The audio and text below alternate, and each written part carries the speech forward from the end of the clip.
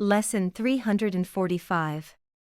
I offer only miracles today, for I would have them be returned to me. Hi there. Today, let's focus on enhancing our ability to manifest, to receive miracles, to offer them, and to witness their return to us.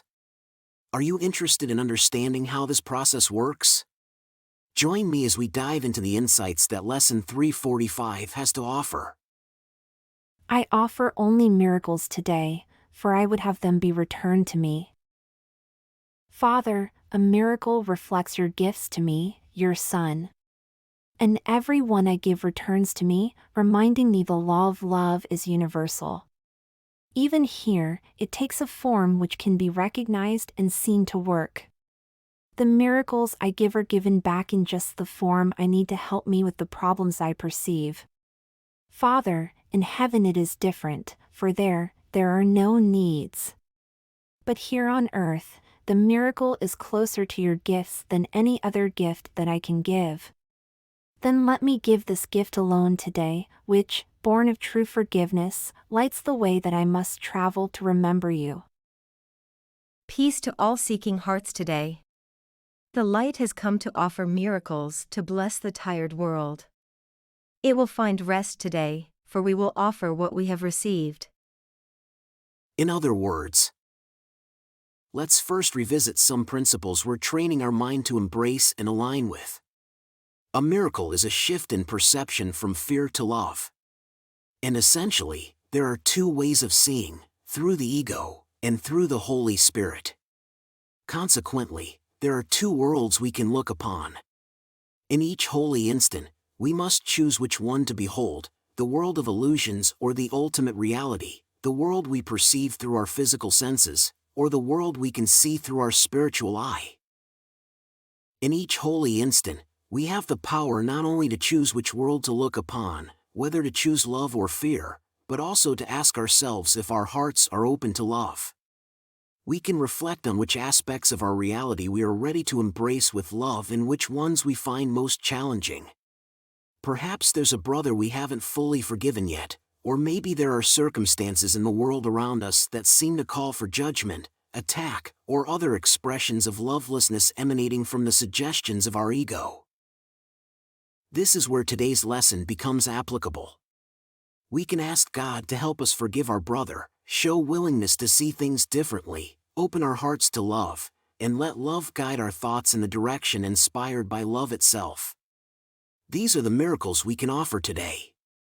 Miracles that shift our perception of those brothers and those situations, possibly even healing them. And of course, this does not mean we will need to sacrifice ourselves in any way, because this divine process is intended to foster our happiness and the well-being of everyone involved. We don't have to endure hurt, invasion, or invalidation. We don't need to remain in situations that no longer benefit us, our spiritual growth, and consequently, all the people who are destined to connect with us. But those shifts in perception that enable us to view the world without fear, anger, or despair are the miracles we can perform at any time. These are the miracles that are the gifts from our Father, meaning we can actively request them, receive them from God, and then offer them to others, only to see them return to us, perhaps in a different form, but precisely in the way we need. Let's revisit the example of a brother we haven't yet forgiven. Our ego can be quite persistent in this matter, presenting us with all the evidence of their guilt and reasons why we shouldn't forgive. However, without fear of being invaded, hurt, or influenced in any way, we can simply ask God to help us forgive and be free.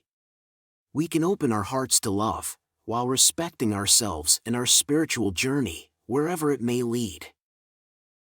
By allowing this miracle to occur, shifting our perception of the entire situation from fear to love, recognizing the innocence of our brother and our oneness beyond the illusions, we receive the miracle from our Father and extend it to our brother. In doing so, we free ourselves from any conditioning, grievances, and their effects on us. But it doesn't end there. By engaging in this act, we've set the law of love into motion. What we've given is already on its way back to us, transformed into the exact form we need to assist us with the problems we perceive. Today's lesson states this clearly. The miracles I give are given back in just the form I need to help me with the problems I perceive. Shouldn't we put this into practice today and see how it unfolds? I offer only miracles today, for I would have them be returned to me. I offer only miracles today, for I would have them be returned to me. I offer only miracles today, for I would have them be returned to me. Isn't that amazing? Just remember to give this a try today and observe the subtle ways it might work for you. And if you notice anything, don't hesitate to share it in the comments section of this video. Your experience could be inspiring for everyone else listening. Keep practicing morning and evening, as we have been doing. And today, whenever you think of a problem you perceive, consider how applying the law of love could help resolve it, and repeat.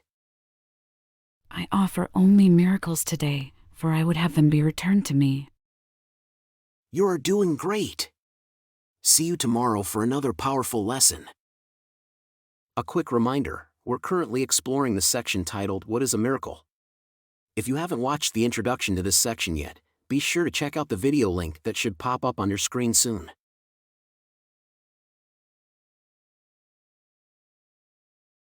If you enjoyed the video and found it helpful, please don't forget to give it a like and leave a comment. Thanks. And don't forget to subscribe to the channel and hit the notification bell. There's a new lesson every day.